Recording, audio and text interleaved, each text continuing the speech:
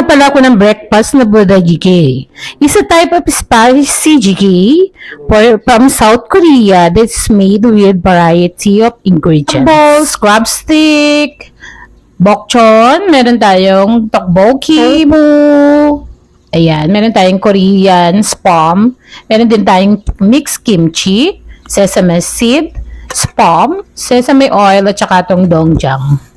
So, ayan, start na tayo. Napakulo na pala ako ng water with kimchi. Nilagyan ko na siya. Tapos, meron din pala itong Knorr na shrimp. Ayan. Hintayin ko munang lumabas yung lasa ng kimchi. Mas masarap nga pala ito may kimchi. Pero pwede rin walang kimchi kasi prepared na namin na lagyan to ng kimchi. Pwede nyo rin itong lagyan ng chicken ha. So, ako hindi na ako naglagay. Naglagay na lang ako ng Knorr na shrimp. So, ito ang ating mga ingredients. Pwede rin beef, pwede rin shrimp. Ayan, nilagay ko na yung bok choy. Tapos, nilagay ko na rin yung spam. Tapos, ayan yung crab stick, tofu, crab balls, ayan. Ayan, tsaka yung flavored tokwa. So, ayan. Hayaan lang natin tong kumulo. At pagkulo niya, ayan, lalabas na yung pinakalasa nito. Ayan, tayin-tayin lang natin. Tapos, lagay na rin nga pala natin yung ramen. Yan, yung mild lang na spicy ang nilagay ko dito kasi hindi ko kaya yung mas maanghang pa. So, mild lang to. Yan. Gin ramen nga pala yung ating nilagay. Tapos, lalagay na rin natin yung kanyang mga ingredients sa loob. So, ito munang dried na vegetable ang ilagay natin. Ayan.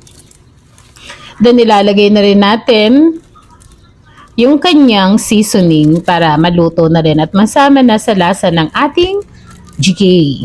O, diba? Pwede itong lagyan ng chicken ha, pork, beef. Yan. Pwede rin namang wala. Ako naglalagay na lang kasi ko ng Knorr. Ayoko na nang meron nun. Pero kung hindi naman kayo masyadong, okay na yan. Pero nung isang luto ko, nilagyan ko na kasi ito ng nilagyan ko na siya ng bacon. So, gusto ko na lang muna, parang lasang seafoods naman. Ayan. Ngayon pa lang, masarap na to. Napakalasa na niya. Ayan. Lagyan na rin natin ng sesame oil.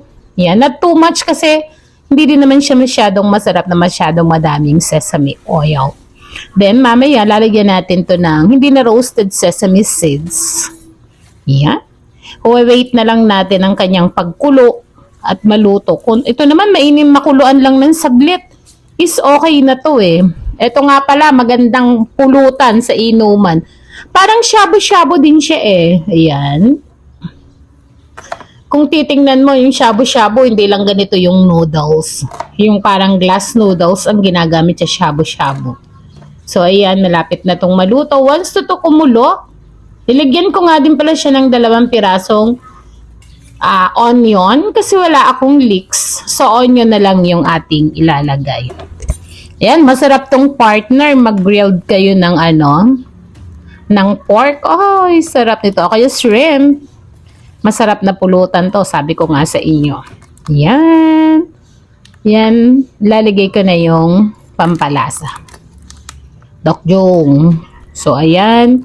Isang ganyan lang kasi ayoko masyadong umanghang siya.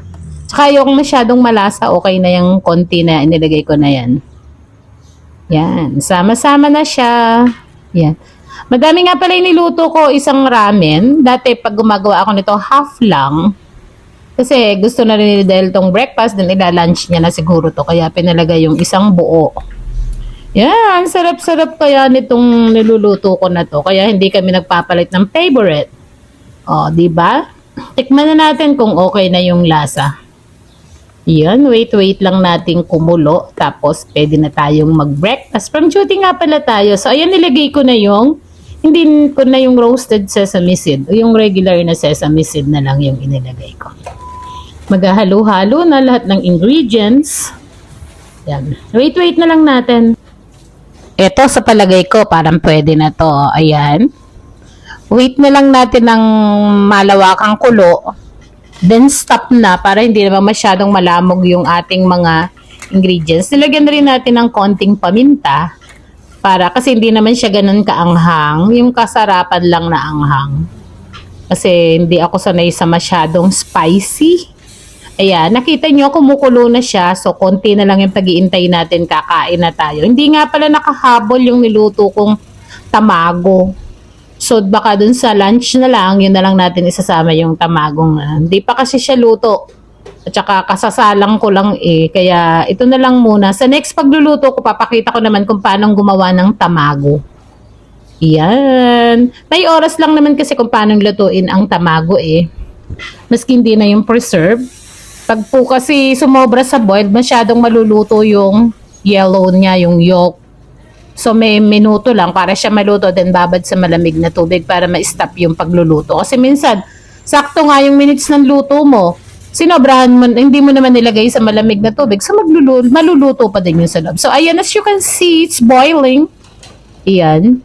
Pwede na natin, tawagin na natin yung acting taga-tikim para matikman na ang ating burjiki. Ayan, sarap. Pwede nyo po itong kopyahin. Lalo na kung kasama niya yung family. So, eto na po yung aking natapos na. Ayan. O, see, tingnan nyo, umalsa na po, napuno na yung aking pot. Yan. Mas masarap pa to dun sa Korean pot, kaso maliit yung Korean pot namin na bigay nila Kuya Rene. Sana po nagustuhan nyo kung paano ko niluto ang aking burjiki. Pa-like naman po ako, comment and subscribe na rin po sa aking YouTube. Pa-follow na rin po. Thank you so much. Happy lang!